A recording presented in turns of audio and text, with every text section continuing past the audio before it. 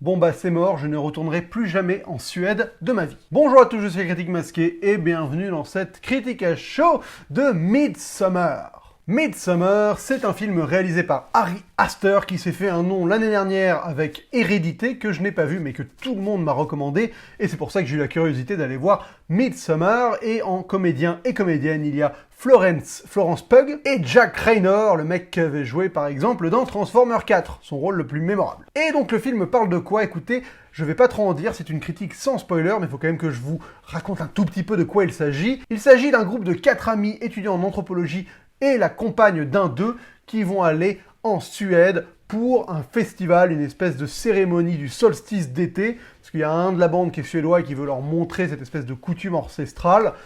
Et on va rentrer dans un univers assez particulier, il va se passer des choses que je ne vous révélerai pas. Mais voilà, on est dans un film qui est un film d'angoisse, fondamentalement dérangeant, ce qui est assez surprenant parce qu'on est dans un film extrêmement solaire, hein, il se passe en Suède, au moment du solstice d'été, donc il fait jour tout le temps, et pourtant il arrive à installer une ambiance horriblement oppressante.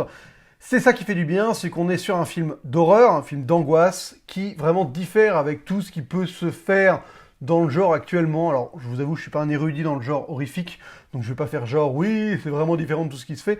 J'ai l'impression que oui, il n'y a pas énormément de films qui arrivent à vraiment t'installer une atmosphère comme fait ce film-là, et réussir à te créer des vraies séquences purement angoissantes, sans avoir recours à des espèces d'effets un peu faciles. Par exemple, les jumpscares. Voilà. Le film n'utilise pas du tout cette logique-là, c'est pas une angoisse qui est basée là-dessus, c'est vraiment une angoisse atmosphérique. Et ça fonctionne vraiment très très bien. C'est un des films qui m'a vraiment le plus retourné au cinéma depuis un bail. Ça m'a fait un peu le même effet que Climax par moment où vraiment j'avais envie de sortir de la salle tellement le film me faisait me sentir mal. Et ça, c'est quand même... C'est rare qu'un film arrive à te bousculer à ce point-là au fin fond de tes entrailles.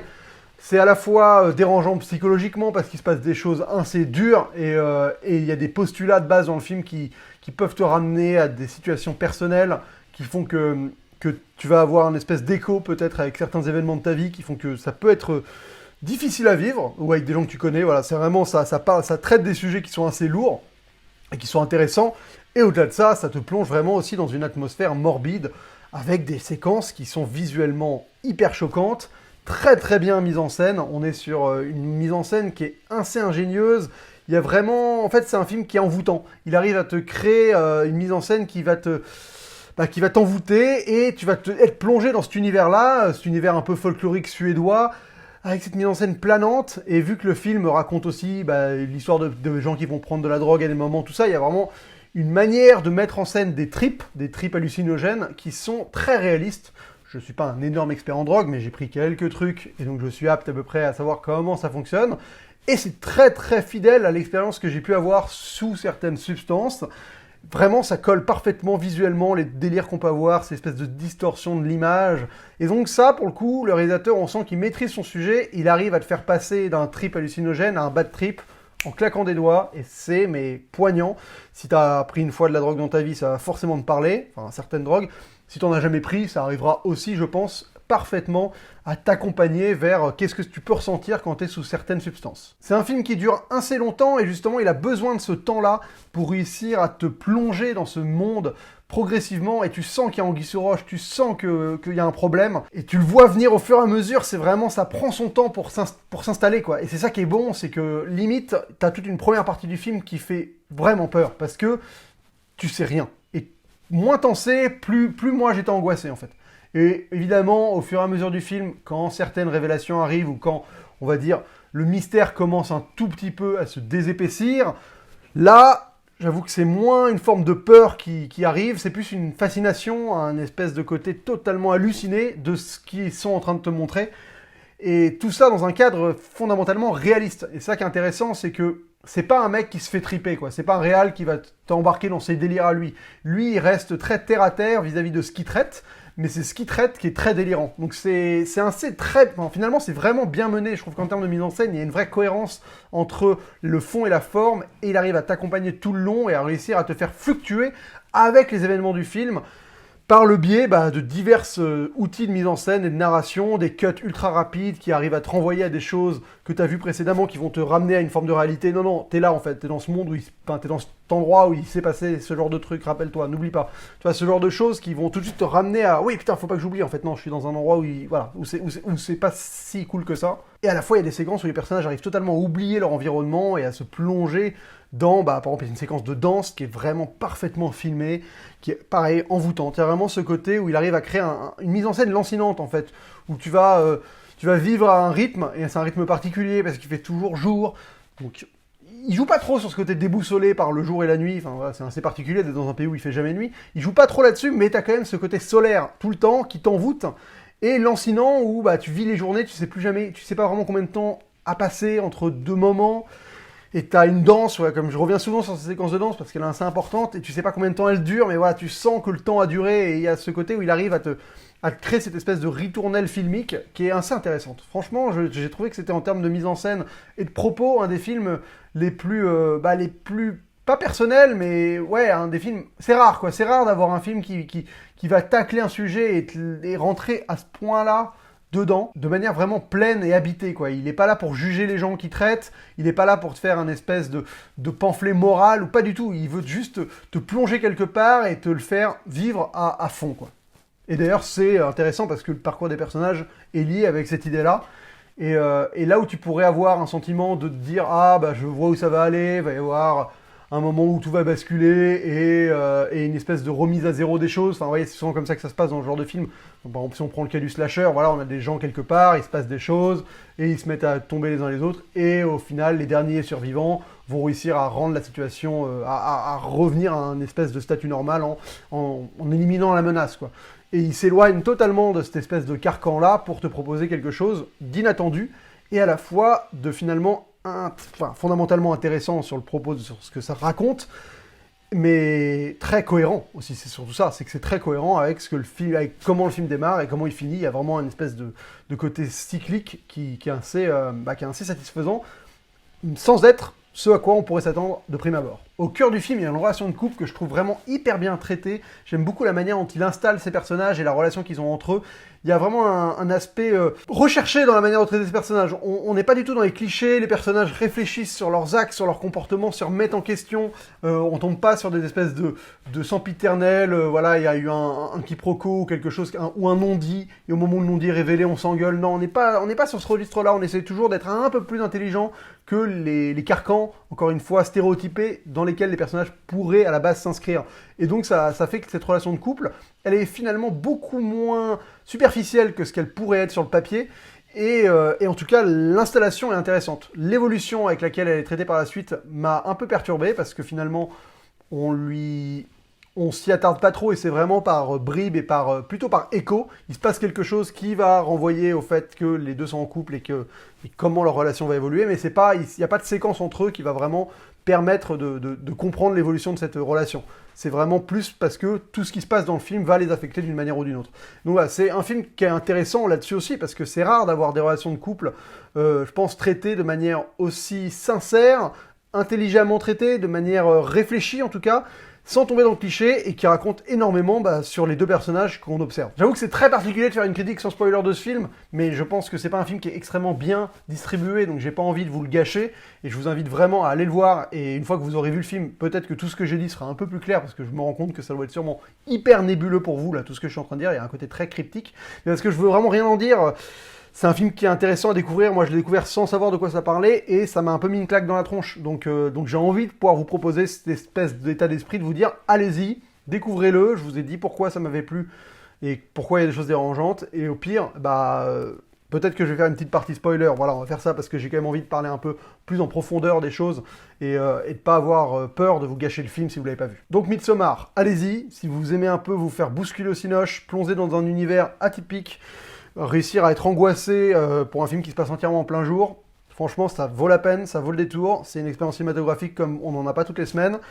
Je sens que le réal, il a une longue carrière devant lui qui se démarre, là. J'ai pas vu Hérédité, mais comme on m'en a parlé, et celui-là, on sent que le mec a déjà une patte. Il y a déjà quelque chose dans son registre, le registre angoisse horrifique, où il est réussi à surfer sur une vague qui est peu commune, que peu de gens ont emprunté avant lui. Et pour ça, bah, honnêtement, je pense que c'est vraiment un mec à suivre. Donc à partir de là, je vais rapidement évoquer des choses en mode spoiler, parce que bah, j'ai envie de pouvoir parler librement du film. Donc je voulais juste revenir sur ce côté cyclique du film. J'aime beaucoup cette fin où justement, en fait, la fille va faire partie de cette famille. Et ce qui est intéressant, voilà, c'est que c'est une fille qui a perdu sa famille au tout début du film. Et le seul moyen qu'elle arrive à outrepasser ce traumatisme, c'est de s'en retrouver une, en fait. Et c'est quelque chose d'inattendu, parce qu'on pourrait justement penser que le film va démarrer avec cette espèce de sempiternel.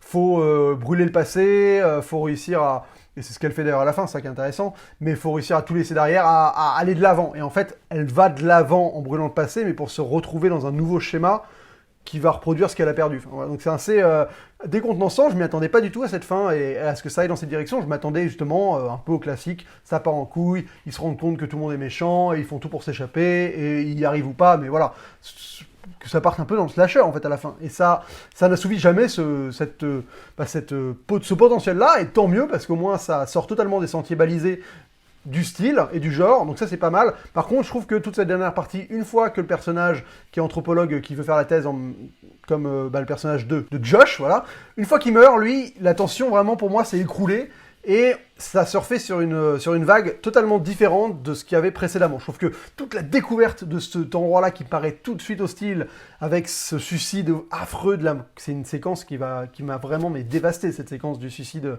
enfin du sacrifice là, visuellement c'est horriblissime, ce qui s'y passe c'est affreux, enfin voilà, bref. Donc toute cette montée en puissance jusqu'à pour moi le meurtre de Josh, c'est vraiment le paroxysme de l'angoisse, et après on rentre dans un autre domaine qui est plus le côté perturbant, dérangeant, mais pas vraiment angoissant, et c'est intéressant parce que ça colle avec ce que le personnage vit, parce que le personnage, on est majoritairement, on n'est pas dans son point de vue, mais on est dans le personnage de Danny, qui est joué par Florence Pugh, et ce personnage-là, ce qui est intéressant, comme je disais, c'est que il y a un moment, elle accepte là où elle est, et elle finit par embrasser totalement le délire. Et c'est après cette danse, et à partir de là, on n'est plus du tout dans un endroit qui est effrayant, un endroit qui est juste particulier, quoi. Et même la fin qui devrait être effrayant, gore, glauque, enfin voilà, il y a quand même un mec qui se fait foutre dans un ours et qui crame, même ça n'est plus effrayant en fait. C'est plus fascinant qu'autre chose.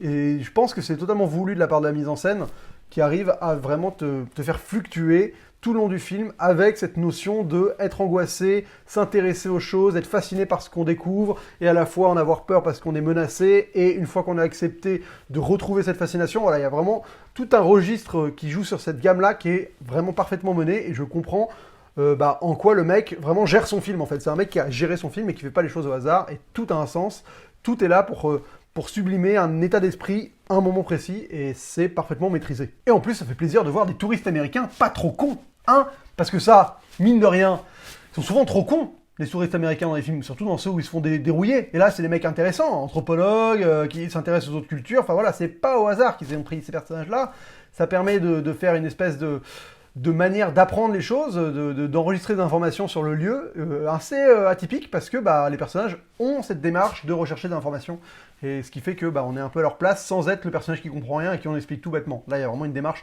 active de leur part, et en tant qu'écriture de scénario, je trouve que c'est un concept intéressant à explorer pour justement créer un personnage qui te permet de comprendre un monde, de le rendre hyper actif dans cette compréhension du monde. C'est pas nouveau, mais en tout cas, c'est intéressant de le noter. Je pense que c'est un film qui peut faire vraiment parler de lui, c'est une vraie proposition de cinéma, ça arrive à jouer sur un registre que les gens aiment découvrir au cinéma, qui est le côté horrifique angoissant, mais d'une manière rarement utilisée, rarement exploitée.